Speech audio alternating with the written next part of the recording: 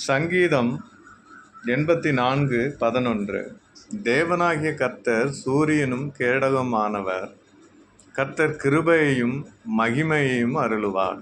உத்தமமாய் நடக்கிறவர்களுக்கு நன்மையை வழங்காதிரார்.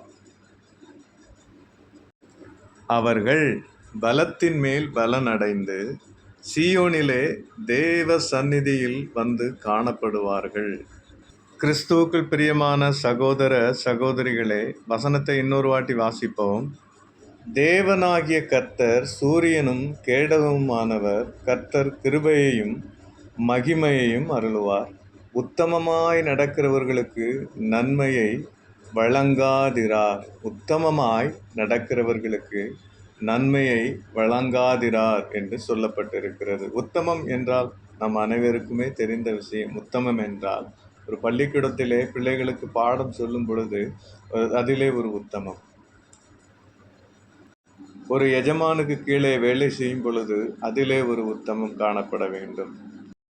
தேவனுக்கென்று ஊழியம் செய்கிற தேவனுடைய ஊழிய தாசர்களுடைய ஒரு உத்தமம் காணப்பட வேண்டும் என்று ஆண்டவர் விரும்புகிறார். இன்னும் எக்ஸட்ரா இன்னும் பலவிதமான ஒவ்வொரு விதமான உத்தமங்களும் தேவனுக்கு பிரியமாய் இருக்கிறது.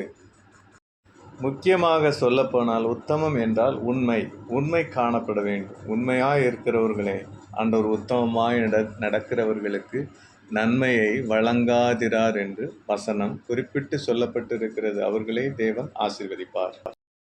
இறுதியில் அவர்கள் எங்கே செல்வார்களாம் வசனம் சொல்கிறது. அந்த வசனத்தை நாம் வாசிப்போம். அவர்கள் பலத்தின் மேல் பலனடைந்து சீயோனிலே தேவ சந்நிதியில் வந்து காணப்படுவார்கள்.